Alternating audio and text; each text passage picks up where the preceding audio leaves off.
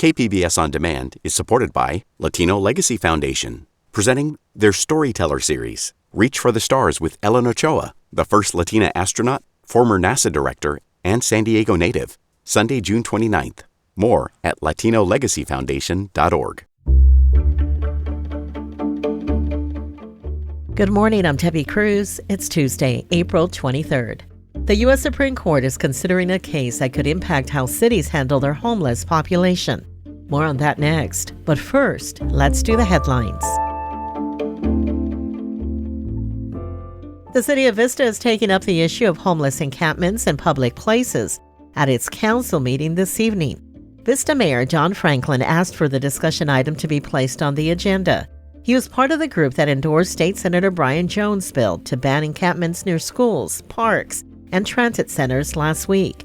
That bill stalled in committee, but Franklin says a law enforcement tool is needed to help people off the streets. We have the opportunity to actually help somebody who's been telling us, no, I don't want the help, by getting them into the justice system and using it not as an opportunity to jail them, but as an opportunity to get them the addiction treatment or the treatment for their severe mental illness. The meeting starts at 5:30 this evening at the Vista Civic Center. Since it's only a discussion item, no council action is expected. The city of Chula Vista is holding its last community budget presentation tomorrow. City staff will present a preliminary draft of the city manager's proposed budget for the next fiscal year. The public can join the meeting to hear what's in the budget and to give input on it. The budget serves as a financial plan, operations guide, and policy document for city services. Tomorrow's presentation starts at 5:30 p.m. at the Otay Ranch Library Hub Community Room. Cooler weather is headed our way starting today. The National Weather Service says this morning there will be some patchy drizzle before 11 a.m. It will also be cloudy before the sun eventually comes out in the afternoon. Temperatures in inland and coastal areas will be in the 60s, and in the mountains, temps will be in the high 50s. The desert areas are the only parts of the county where rain is not expected and where temps will be the warmest, in the high 80s. There's a chance of more rain starting tomorrow night. From KPBS, you're listening to San Diego News Now. Stay with me for more of the local news you need. KPBS On Demand is supported by Splatero, helping homeowners pay off debt or for home improvements by offering streamlined access to your home's equity with no additional monthly payments or new debt. Splatero provides a lump sum payment in exchange for a share of your home's future value. Learn more at splatero.com.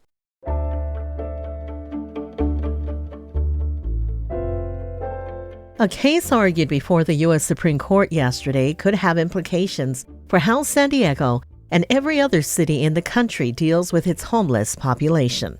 Reporter John Carroll says a group of San Diegans were outside federal court yesterday to send a clear message to the justices.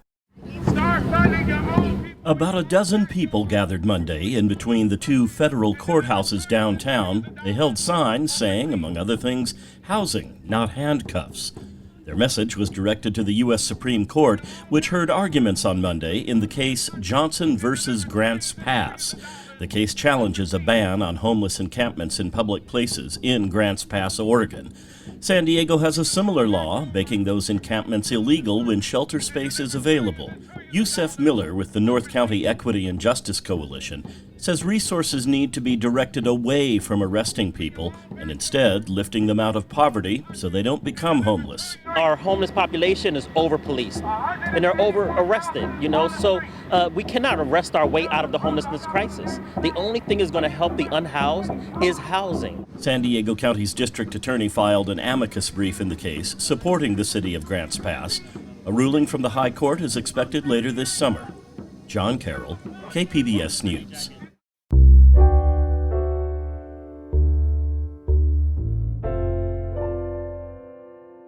The California Bicycle Summit took place in San Diego last week, and the opening speaker was Jeannie Ward-Waller.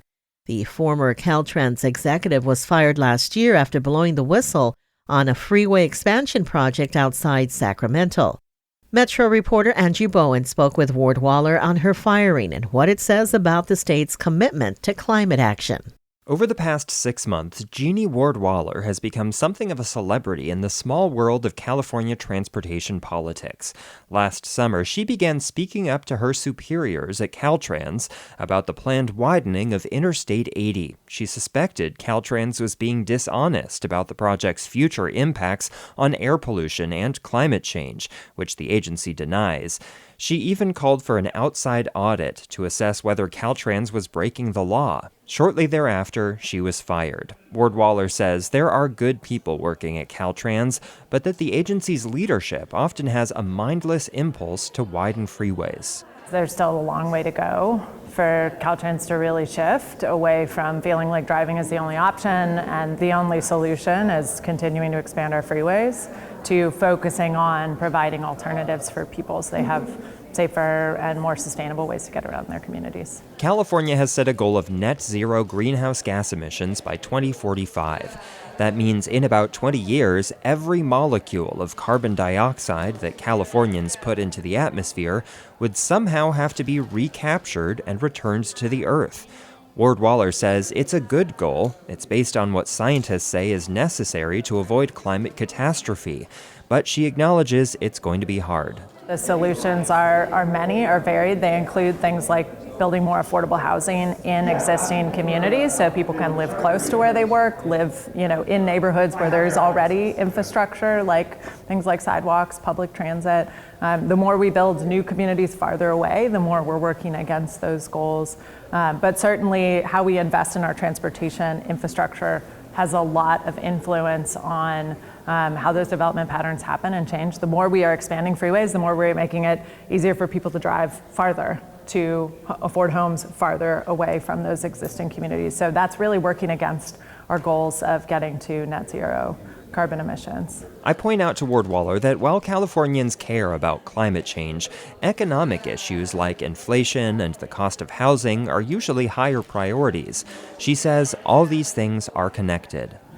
Well, California is already being impacted, every day, every year we see worse and worse disasters like wildfires, like, sea level rise, major storms, drought. Those impacts are worsening because of climate change every year.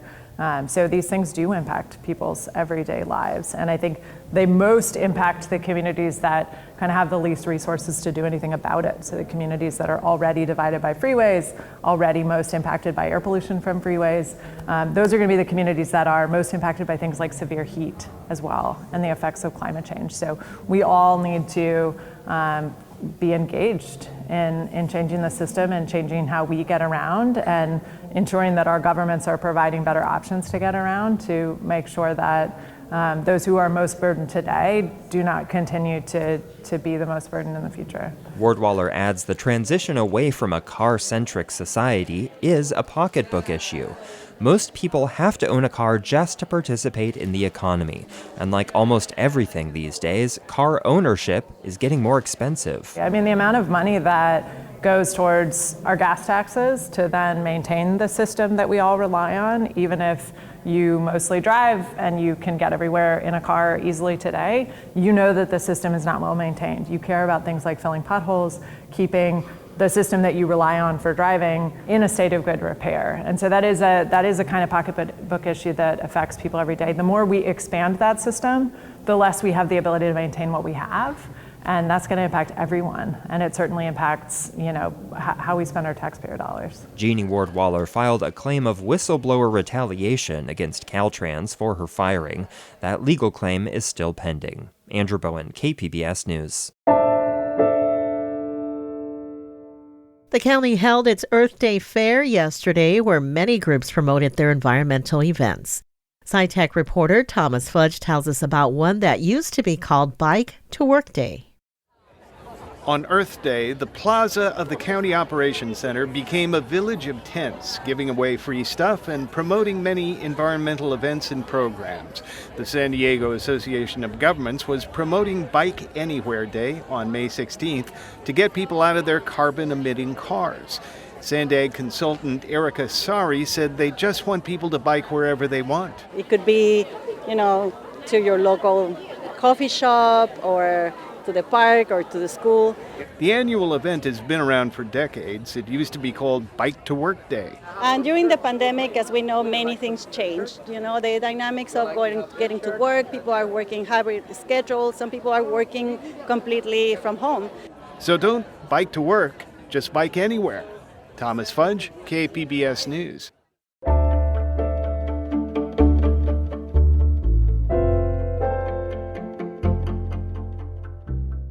Street art often carries a negative connotation, and it's rare when street artists can work with city officials and law enforcement. But North County reporter Tanya Thorne says that was the case for murals that now surround Oceanside's Little League fields. Colorful murals depicting local culture surround the Oceanside American Little League fields. Art paying tribute to military and law enforcement, the famous Oceanside Pier, characters from the film The Sandlot, and graffiti art. It was a project where local artists were given the green light by city officials and police. These artists do their work after hours, in the dark, behind some alleys or on freeways or wherever. They get nervous when police department are nearby. Servando Ramirez Jr. is the president of Oceanside American Little League. He says it was beautiful to see two worlds come together, and he hopes the murals can become a new cultural and respected landmark in Oceanside. Tanya Thorne, KPBS News. That's it for the podcast today. As always, you can find more San Diego news online at kpbs.org. Join us again tomorrow for the day's top stories. I'm Debbie Cruz. Thanks for listening and have a great Tuesday.